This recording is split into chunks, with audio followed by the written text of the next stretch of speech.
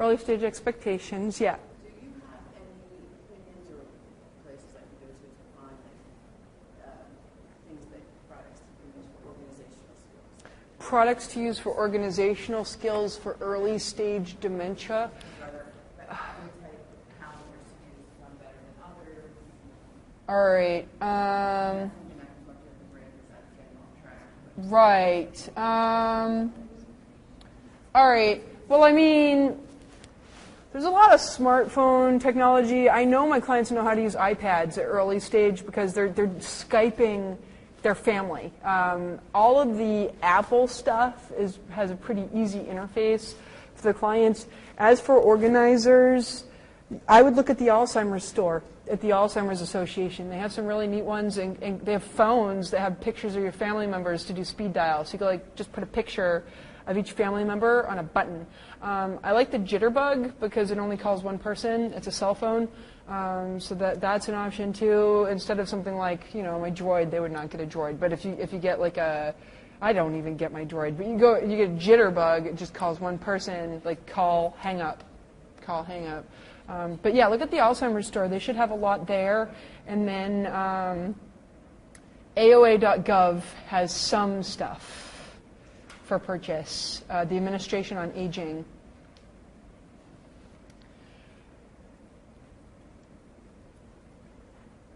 Other thoughts or questions? Yeah. This early stage, would you recommend you would want to tell the person that they do that? Oh, I would definitely want to tell them that they have dementia because if they're still living home alone, there are things that we want to consider, and they have to go through the grieving process because they might think they're crazy because they're losing their memory and they don't know why. And if we label it, it might help. I think they may be more accepting to take Aricept or Namenda if they have a diagnosis. They might still be their own DPO. Their own financial power of attorney as well, and we're able to have good, mature discussions about what are our plans for the future. That's why we see depression. Absolutely. They're going through the grieving process for themselves. We see denial, anger, bargaining, depression, all of it. Yep. So because I know a lot about my history, I can give you a lot of facts, and that's going to help me through the process. And just so you know, people who are in early stage, they are alert and oriented times 3. It's hard to know who is. I mean, you can't even tell if there's a concentration deficit unless you're asking them to count backwards from 100 by subtracting 7 at a time. Like, I know, you're like, wow, I can't even. You could if you had to. Yeah?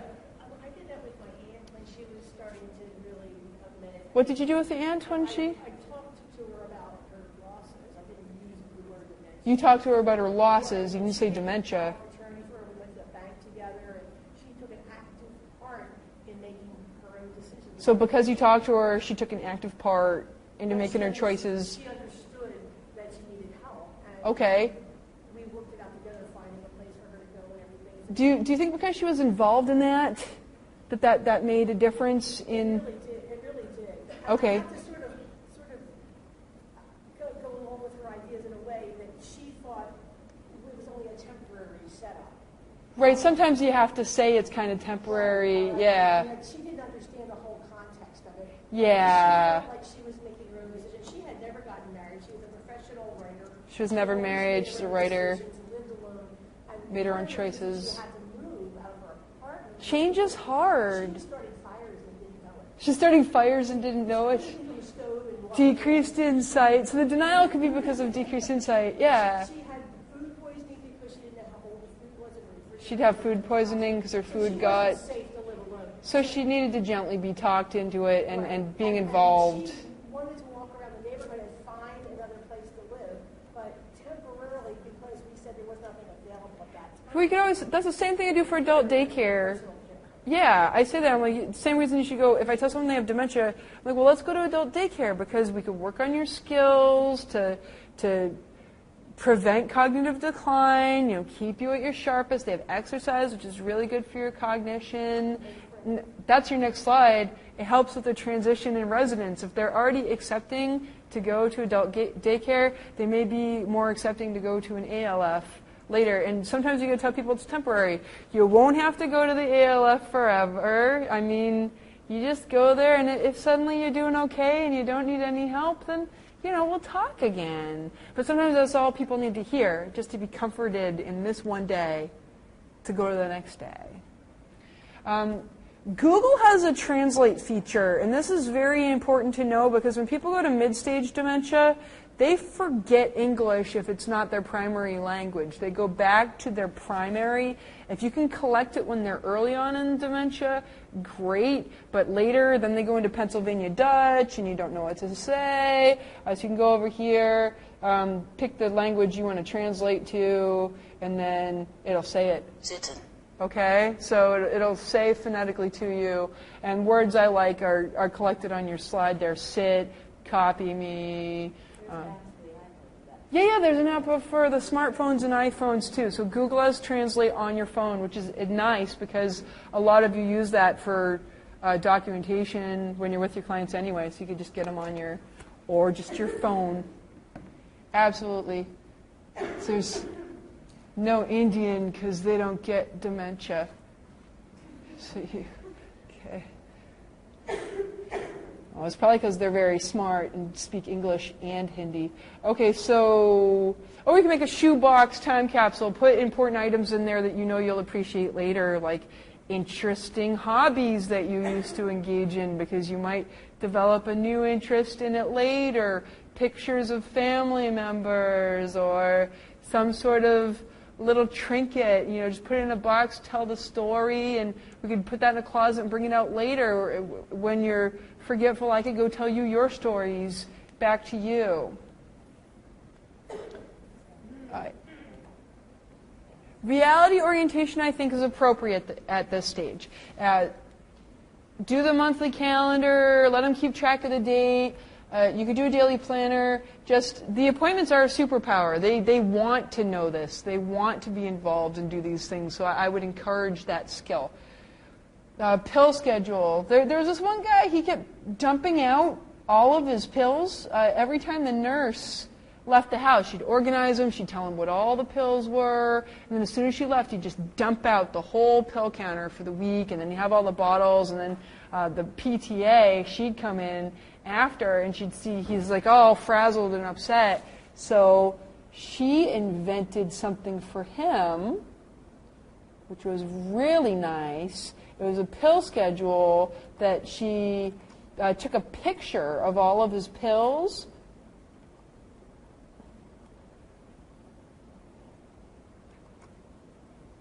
See if it's here. I don't know. She put him on like a blue index card. She lined up all his pills. It's not the best picture in the world, but she wrote down what they were, like right next to the pill, and what time of day he should be taking them. It actually said lunch there right in the middle, but she laminated the card. But if you zoom in, he had morning, lunch, evening. But that's a lot of pills, right? But anyway, it was life-size, so you could take the pill and put it right on top of the paper and know what it was. And this was enough for him to not feel like I need to dump everything out to see it. I could just open compartment by compartment. And he was able to self-medicate with setup with the pill sorter for maybe another 2 months. I like light blue. It contrasts with every color, so that's why it's a good background. It's also a good plate. I like blue plates because there's no blue food. Every food stands out on it.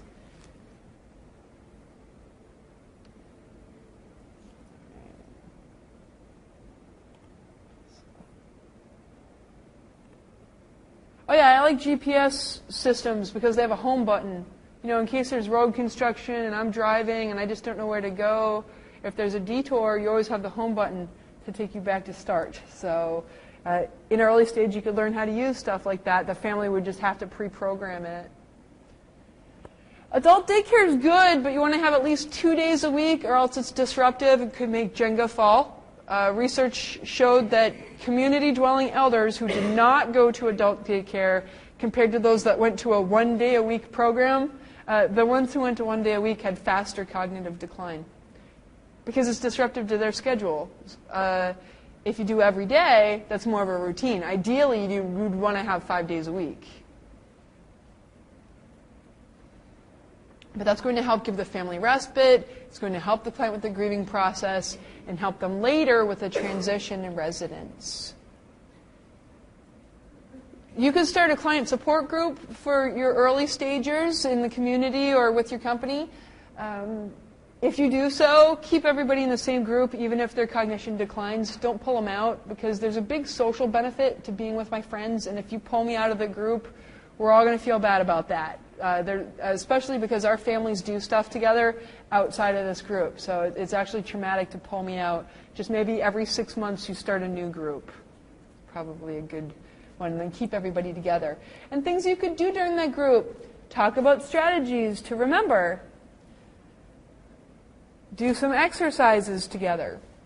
Play brain games like finish that phrase, or we could sing songs from their youth, or anagrams, or bingo. You know, those are all okay things. I know I roll my eyes. They love bingo.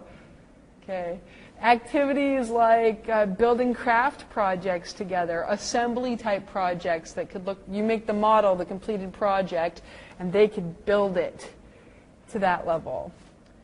You could also, if it's too hard to get to the end of that project, you could build it partway through, like probably have like a quarter of it done, half of it done, 3/4, and just show them all the different steps. That's called backward chaining.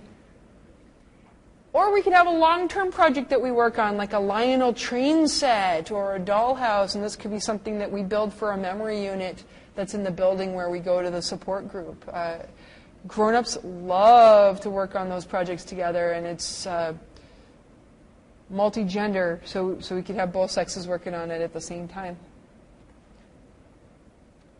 As we said before, the clients are going through all of the stages of grieving, which it may not happen in a particular order, but just realize that that's really what they're going through, and we have to do, just don't argue, don't question what they're saying or doing, or try to correct them or convince, because that's going to get them upset.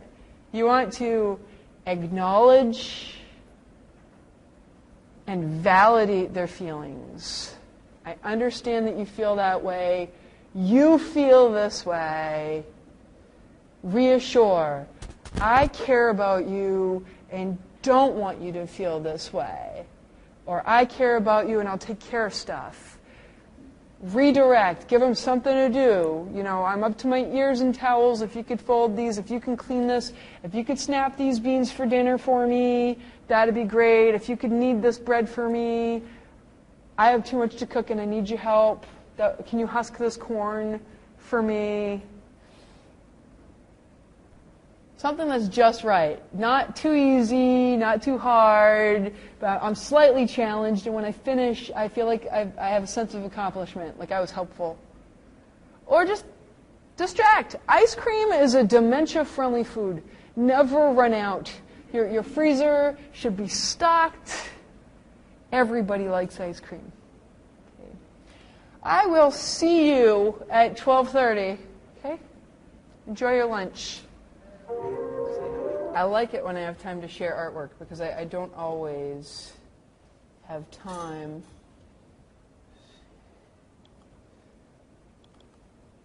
It's a good article in CNS Spectrums about impact of Alzheimer's disease on one artist's body of work. And I don't think it's going to open it yet. PDF. Nope. But if you want to read that one, Impact of Alzheimer's Disease on One Artist's Body of Work by Patricia Utermohlen, Utermohlen.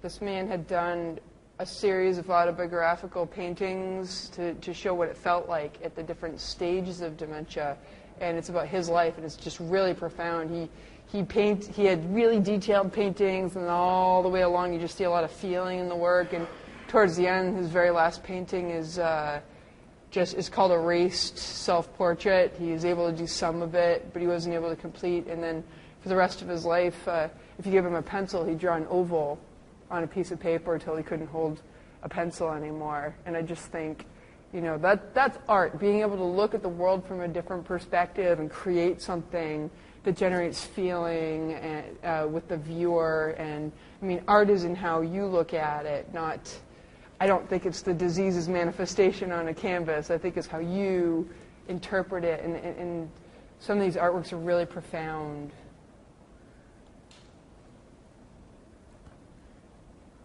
So CNS 2008, February supplement, issue 2. That's not in your reference list. That's why I said that.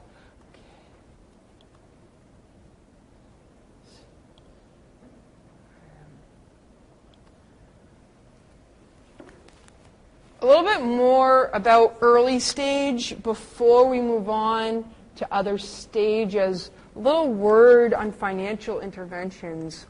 Lots of people make stupid choices with money. Why can't people with dementia?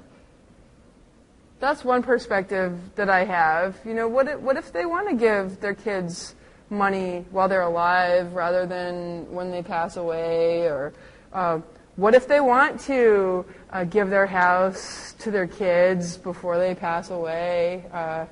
We know how state aid works. You don't get it unless you lose your house, and a lot of people may not be able to keep it. They might have to put their house on a reverse mortgage if they have a home, but if way ahead of time they decide to give it to their family, maybe we don't think they're being taken advantage with their vulnerability. Getting a reverse mortgage asterisk, you get to keep your home. And I think that's a vulnerability that people have, is just being very trusting, thinking that they're going to be safe and secure. I think we should talk to people about their finances. I mean, sometimes people say, I would never want to give any power of finance over my family. They're mean. They want to take me for everything I got. And then you think, well, maybe she's just paranoid.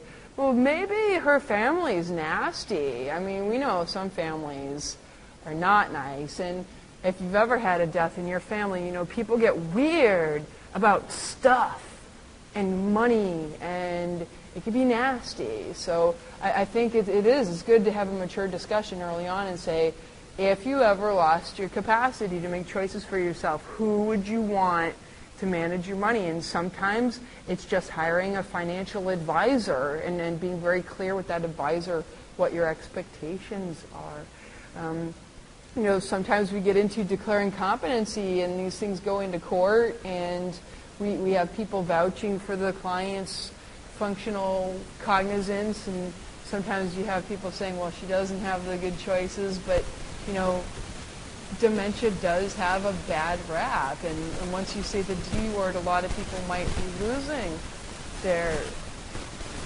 trust to manage their finances. And I think that's really where we have to play into an advanced level of care, saying people with dementia can still manage their finances. We just need to prepare them for when they have the cognitive loss and they're not capable of managing their finances.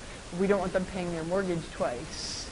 We don't want them making mistakes on credit cards and things like that.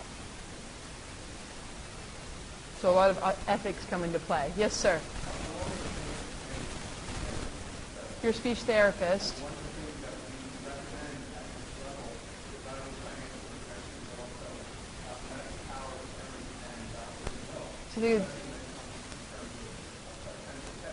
Let me just repeat what you said. So for the camera, you want to talk about not just financial power of attorney at this time. Who would you want to be medical power of attorney, and what kinds of things do you want at the end of your life? Do you want to be resuscitated? Would you want a G-tube? Would you want to be taking things that could potentially lengthen your life at the end, like IV therapies, etc.?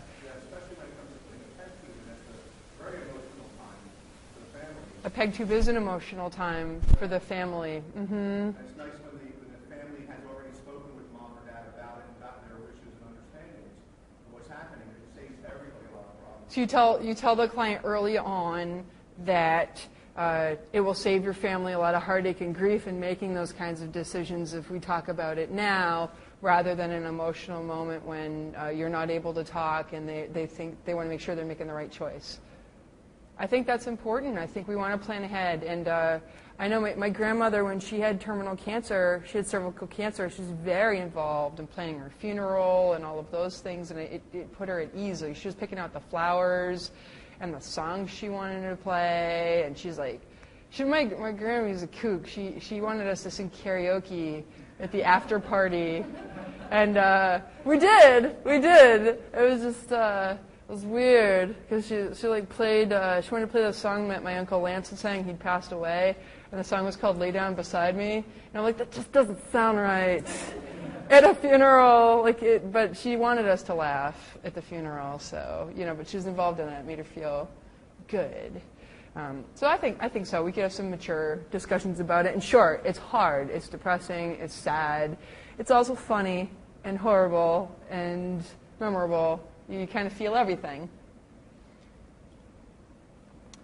Some people drive that make me nervous. You can still drive if you have dementia, if you have a good response speed, you recognize the signs on the road, you're following traffic laws. Yeah, great. If you have a routine place where you're going, even better, because I always know where you are. The problem is what would you do if there was a detour? Can you navigate back to your home? If you get lost, do you always have to navigate back home to keep going? Or can you figure out a detour sign to find your way back to a route? It's really going to depend on your client. There's been a big trend towards referring people to therapeutic driving programs because the therapists that run the programs are trained for measuring cognition and performance and all of these pieces, not only for people who've had traumatic brain injuries or strokes or any other medically compromising problems, but also for dementia. And doctors are making referrals to them. It is an out-of-pocket expense, probably about $250 to $300. Does your local hospital have one? What's the place? Brentmar Rehab? Okay. Who else? Moss. Okay, so there's a couple of places, and usually they go through some sort of training through AARP and a driver's ed training program, defensive driving, whatever, and we'll give the client maybe a short blessed, sequence B test, sign recognition, and then if you have a driver's ed vehicle, we get on the road, so we have our own brakes. You don't want to learn by mistake that you shouldn't have gotten in a car with somebody. Or you could follow them in your car. I know, like, PT, you work on the car transfer, and you're like, they could get in. I'm worried about after that. And it's important to have, the cognitive piece in there, because we see, some spouses, they drive together. The spouse is like, there's a stop sign, stop, stop, stop, stop, go, go, go, go, go, and I worry about that. So think of a therapeutic driving program. They could always take the DMV test, but the DMV test isn't that hard, especially when you're highly motivated to pass something. When you're in the test, they'll pass. But with the therapeutic driving, we could make small concessions on driving. Say, why don't you just drive during the day? Why don't you just drive in town? Why don't you just drive to these specific places? And usually at this point, if they're not driving very much, the client might start to say, I wasn't driving much anymore. It's not worth the registration this time. Or someone in the family needs a car. That's always a good one. Blame someone else. Someone in the family needs a car. You weren't using it very much anyway. Sometimes you need to blame someone else. Kids are crazy drivers. You don't go on the road with all those kids. And some of them have guns. I told you about the Alzheimer's store and some things to stop the engines. A doctor could write a prescription not to drive, but they never forget who told them not to drive anymore. So doctors are starting to say, nah, not going to do it, because I don't want to lose my client because I lost my rapport. They might just be more apt to say therapeutic driving program. It should be a transient person, a person who's not going to be in their life. Because if it's their child that tells them they can't drive anymore, they'll never forgive them. You could lie. Oh, I'm sorry, Dad. Pennsylvania has a new law. You can't drive over the age of 70.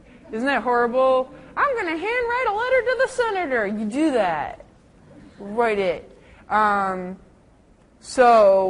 Just they're not dumb, so you'll have to get rid of the checkbook and the phone book if you try anything, because you don't want them to put a down payment on a new car. You could just give them a key that doesn't work on their car. That way they have the power. They symbolically have the power, but the car won't stop. So no, a lot of people in an argument, what's the first thing they grab? The keys. This is my power. You don't want to take my power.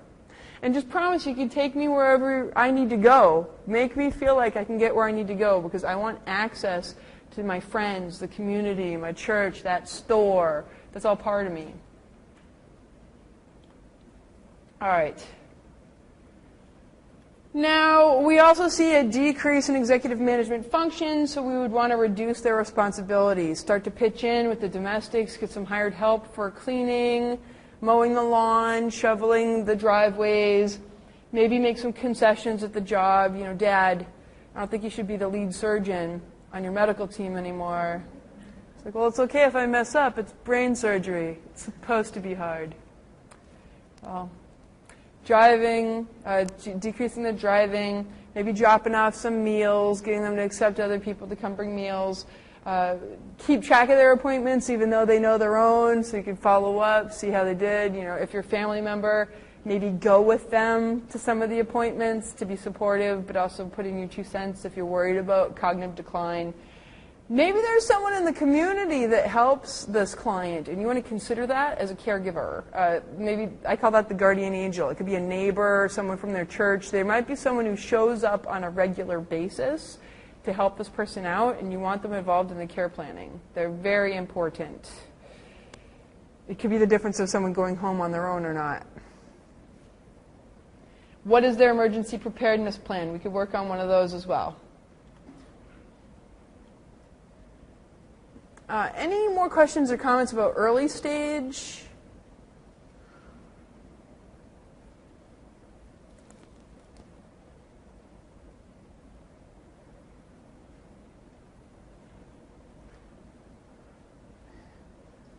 Okay. Yes, ma'am. So when you were making that analogy with the music and the art, and But- you said I was trying to see if I understood you correctly. Did you say that when they changed their kind of art, it wasn't an organic thing, it was really their perception of their dementia? Can you elaborate? Well, I think that what he got to the point where he was the artist and he was in the end stage of dementia. Oh, yeah. And it wasn't really a manifestation of dementia. Oh, okay. All right. When I said the whole Oliver Sacks thing, when he said this is not a superpower of someone being an artist making some quirky new perspective kind of art. It's the disease's manifestation on a canvas. So Oliver Sacks in the book, the man who mistook his wife for a hat, this man, he had, I think it's prosopagnosia. I'm not sure what kind of dementia it was, but he couldn't see his wife. He could see the hat on her head, and like that was her, like because of the way he interpreted things. So when he made a portrait of his wife, you know, he probably would have painted a hat, you know, or when he drew a picture of like his niece, he would have drawn the flower that was in her hand, and he would title it her niece. And a lot of people said, wow, he's just become really brilliant as an artist, being able to take this really abstract perspective as an artist and create these works. And what Oliver Sacks had said was, no, it's a prosopagnosia. I think that's what it was. And he said, that's a symptom. Okay? And that is true. But art is all about tweaking your perspective and creating things that people can appreciate at different angles. So what Oliver Sacks was saying, that's a weakness. And I wasn't saying it's a weakness. I was saying it's a superpower because they're creating very profound works which could only have happened with their disease. So it's a matter of perspective. But when they have a progression of the disease and their art regresses, you don't think that's a part of the disease? Oh, it's absolutely a part of the disease when the art regresses. I mean, if you look at William Utermohlen's art, first he starts very detailed. You know, you're looking at a family sitting around a table. You got this Escher type of view. You're looking upstairs and downstairs at the same time, and he's sitting on a couch with a cat while his family talks about Dad having dementia. And behind him is a painting of a friend over a mantelpiece, and this is a friend who had died, who had Alzheimer's disease, looking over him as he begins his path. And in the picture, he's looking out the window, and what he sees is snow. And that's supposed to be symbolic of his future. Like a lot of details, early stager kind of stuff. And then the next painting he has, he's sitting at this table. It's called Blue Skies, and he's sitting at this table, and it's like just like a butcher block kind of table, and he's there with a cup, like a coffee mug. And you see a window, and there's no details, flat wall, sterile, no shading, like just you see the perspective's good, but there's just no depth, and that's the disease. We see the depth perception issues, we see size, form, and consistency is still pretty good, but you just see this flattening, and that's the dementia. But as someone who's interpreting the artwork, you would say, wow, it's so cold, you know, blue skies, that's deceiving, because you look out the window and there's nothing, you know, there's no plan. And like we go out to Bill and we say, well, Bill, what's this picture saying? He says, well, I'm holding onto the table because there's nothing else to hold on to. And he said, I mean, maybe he said it in a very, very simple way, because if you look at the picture, there was nothing else to hold on to. But if you think about his cognizance, as an artist interpreting his work, saying, I'm holding this table because there's nothing else to hold on to. There's a whole other level to that. So yeah, it's a disease's manifestation on a canvas, but as an art interpreter, it gives you a lot of meaning. And you know, I'll tell you one more piece of art he did. It was called Self-Portrait with a Saw. And he had to go out for a brain biopsy.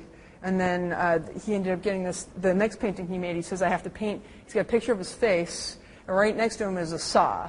Like behind the saw, there's a backsplash of just red as like a backdrop. And it just seemed like a really concrete way to interpret a brain biopsy. But you look at the picture, you see someone who's shocked. You see someone who's like, with the saw. And like you look at it and you go, whoa, how freaky would it be if you had to go for a brain biopsy and go through all these things? What was the disease's manifestation on the canvas?